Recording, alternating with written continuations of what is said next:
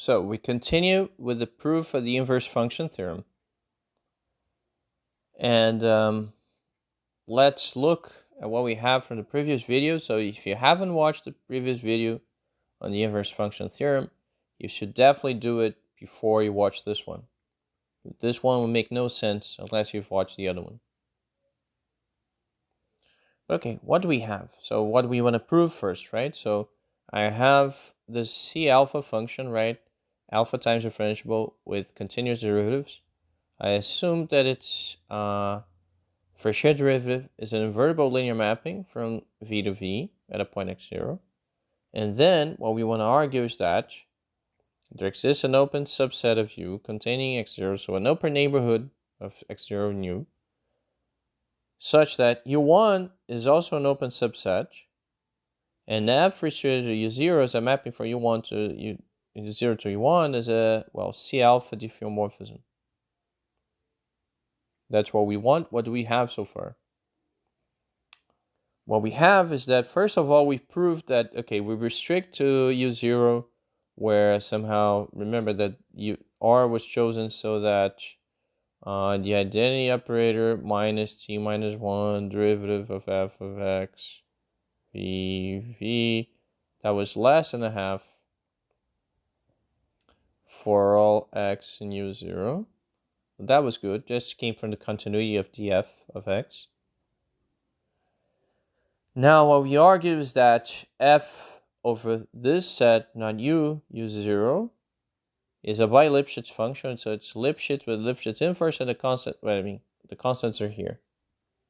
And I also argued, that was a bit kind of as an exercise, but it just comes from the inequalities at the top.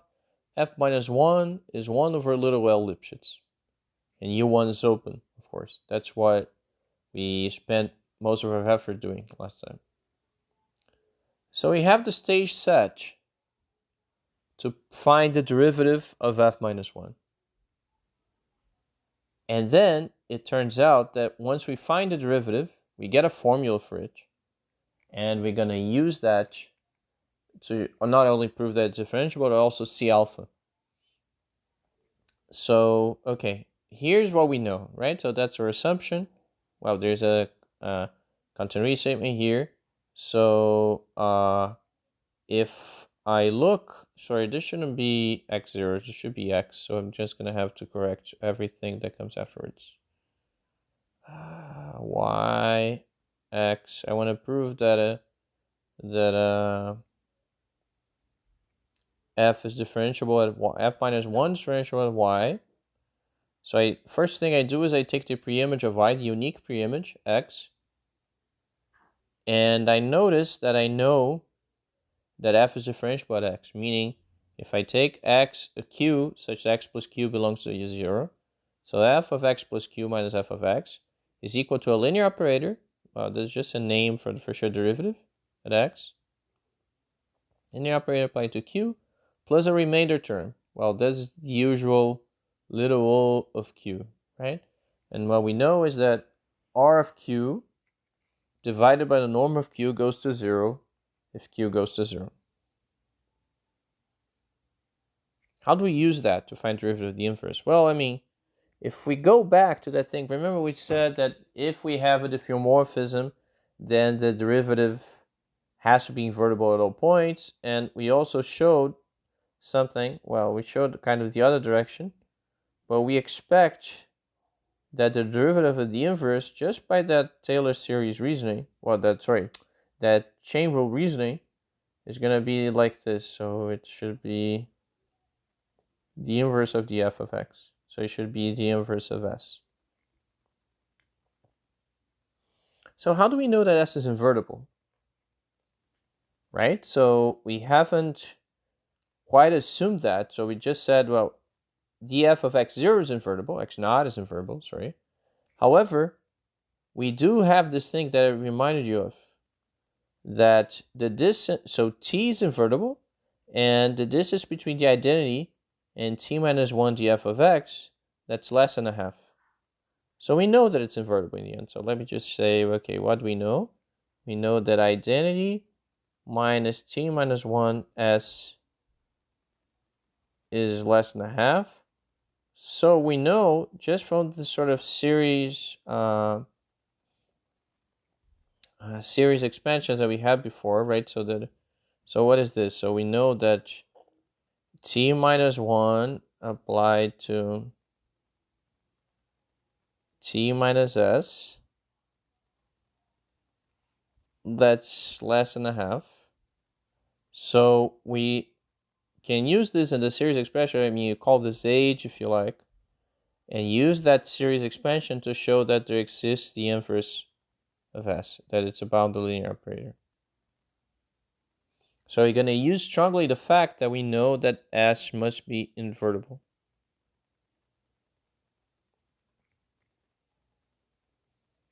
Okay, so here we have the fact that f is Fréchet differentiable with invertible Fréchet derivative.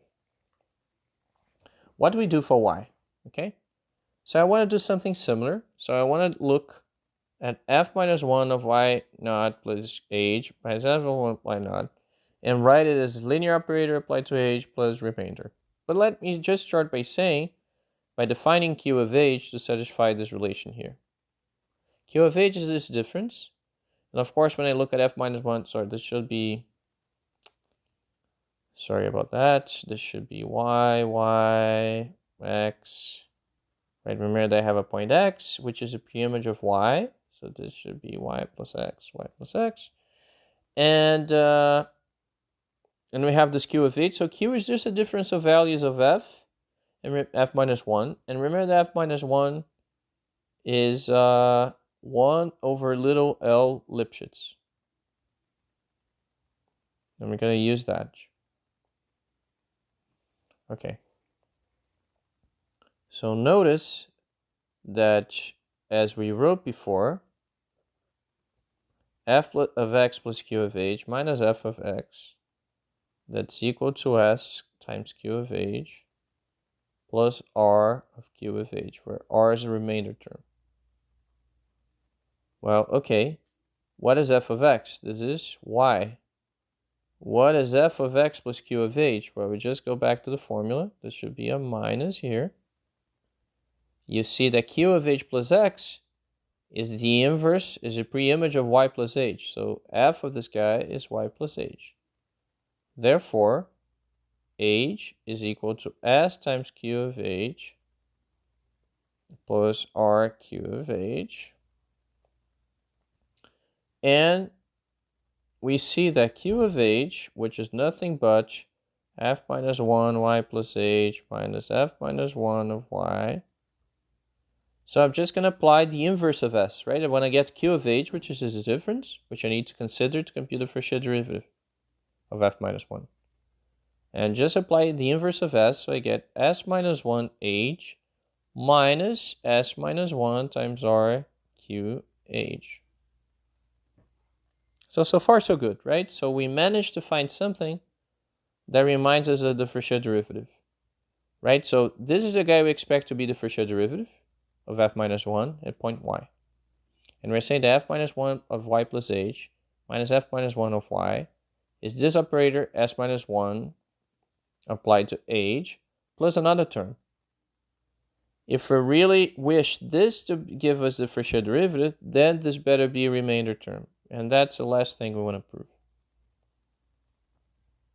Okay? So, how do we do it? I just need to show that r of q of h divided by the norm of h, that goes to 0. So let's see this. Well, sorry. There's an s minus 1 here. But I'm going to get rid of it quickly just by saying, well, use the operator norm, move this outside, and I'm left with r of q of h divided by h. And this, of course, is r of q of h divided by q of h. You're going to explain soon why q of h is not 0. Q of h divided by h. So how do I know that I can do this? Well, it better have that This guy is non-zero, but q of h, I argued that's 1 over little l of h, just because f minus 1 in L Lipschitz, but we can prove something similar with a constant below, with 1 times capital L from before.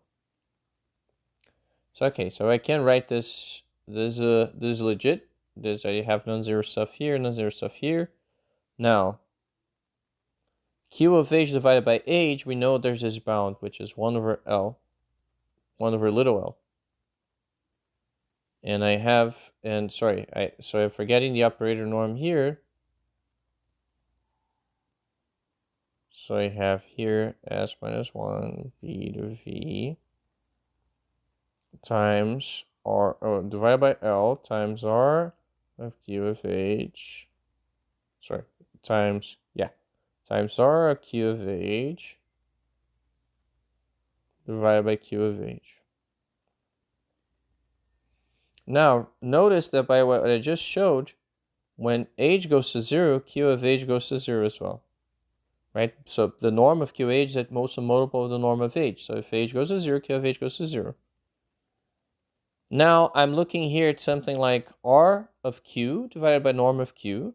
And I know that because, right, so by the shear differentiability of F, right, so I had that R of Q divided by norm of Q goes to 0 when Q goes to 0. And this is what's going on here. When I'm computing R at the point Q of H, but then I divide by the norm of Q of H. So I'm looking at R of Q divided by Q when Q goes to 0. Okay, in any case, I have enough here to guarantee that what should be the remainder term in the previous expression really is the remainder term. So I have that f minus 1 y plus h minus f minus 1 y is equal to linear operator s minus 1 applied to h plus a remainder. So I know that f minus 1 is for sure differentiable at y, and y is arbitrary. So it's for sure differentiable everywhere. So now let's see how the proof ends, okay? Okay, here's what we just shown. So, okay, we have all these, okay, this guy is open. We have that f minus 1 is differentiable. How to compute the derivative of the inverse? Well, you do the following. I just argued. You take a point y in U1. You compute its pre-image, right? That's what's over here. Then you compute df of the pre-image, and then you invert that, right? So remember, this I is the mapping that takes an invertible operator and maps it to its inverse. df minus 1, if I want to compute at a point, so I have to compute f minus 1, then compose that with df, then compose that with I, right? Just so f minus 1 takes points in U1 to points in U0. df takes points in U0 to linear operators. I inverts a linear operator. And everything here is well defined. And I have df minus 1 as its composition. So you see that as soon as f, okay, so look, f minus 1 is continuous. df is continuous because f is C alpha, so alpha is greater or equal to 1. Therefore, df is at least continuous. Maybe it's even differentiable, but so here, but in any case, I have here a composition of f minus 1 continuous. Here I have something else that's continuous, and I that's continuous. It's actually as many times differentiable as you want. But then df minus 1 is also continuous. So the mapping taking x to df, taking y to df minus 1 of y is continuous. And you can bootstrap from that. So, I mean, I'm not going to show it carefully, but let me just show it. Okay, assume that f is C2. Okay. Now, that means that df is differentiable with a continuous derivative. This guy is also differentiable with a continuous derivative. Well, f minus 1, we already know it's C1, so it's differentiable with continuous derivative. So this whole expression here is differentiable with a second derivative. Well, differentiable with a continuous derivative. Therefore, f minus 1 is C2. So if I know that f is C2, that implies that f minus 1 is C2 as well. And I can do the same trick for C3, C4, right? So I always know that this guy has alpha minus 1 continuous derivatives. This has as many derivatives as I want. F minus 1, I can do an induction over alpha, right? So I start from alpha equal 1, then I go to alpha equal 2, and I can prove that df minus 1, that f minus 1 has alpha continuous derivatives. Okay, I'm not going to do this in detail, but that's more or less what's here. So if I already know that that alpha is C alpha, so df is C alpha minus 1, and I know that f minus 1 is at least C alpha minus 1, if I know that f minus 1 has at least alpha minus 1 continuous derivatives, then that means that df minus 1 also has alpha minus 1 continuous derivatives, therefore f minus 1 has alpha continuous derivatives. Okay, this is confusing, hopefully it makes sense, and it's not hard to check. In any case, the conclusion is that this finishes the proof. All there was remaining to show is that not only f minus 1 is differentiable, but the C alpha differentiable. And now we have that. We have a bijection, that's C alpha with a C alpha inverse. And that's the end of this video, the end of the proof of the inverse function theorem. Next step, prove a related result, also very important, which is the implicit function theorem. So, thank you.